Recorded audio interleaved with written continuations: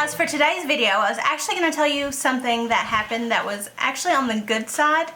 I know I've had a lot of bad paranormal experiences that are kind of more scary, but this one's actually really neat to think about, and I just found it really interesting that this all happened. It's very ironic, but what happened was Dean had been out somewhere and he realized his tire was going flat, and that's when he realized he had ran over a nail. So he needed to change his tire, but he didn't have a tire tool. He looked frantically everywhere. He knew he didn't have one, but he thought since a lot of my dad's things are still here at his house where we live now, that he might be able to find my dad's tire tool.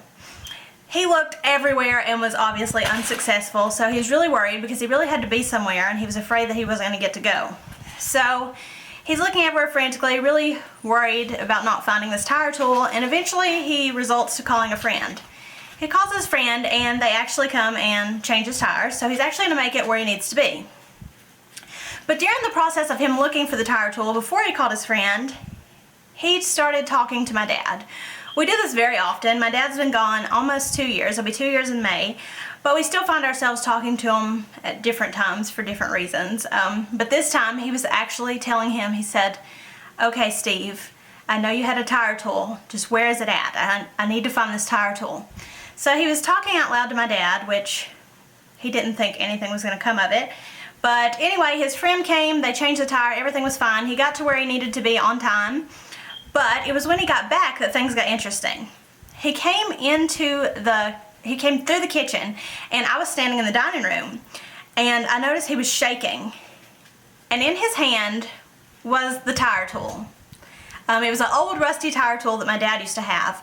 But the story behind this is really, really neat, I think, because after frantically looking everywhere, there was no tire tool in sight. There was no one else here, just me and Dean and my son. And my son had been in the house all day, and randomly in front of the little door to one of our storage locations outside, in front of a door that we use on a daily basis, might I add, especially one that Dean opens every single day, right there, when he went to open that storage to get what he needed out, in front of that wooden door to that storage building, my daddy's rusty tire tool was propped up right there, just right against the door, like this, just propped up there. Nobody knows how it got there, and I know I have my theories. I'll let you guys all decide what you think might have happened, but I just found that so interesting that he was asking for something and he got it, so I guess you ask and you shall receive.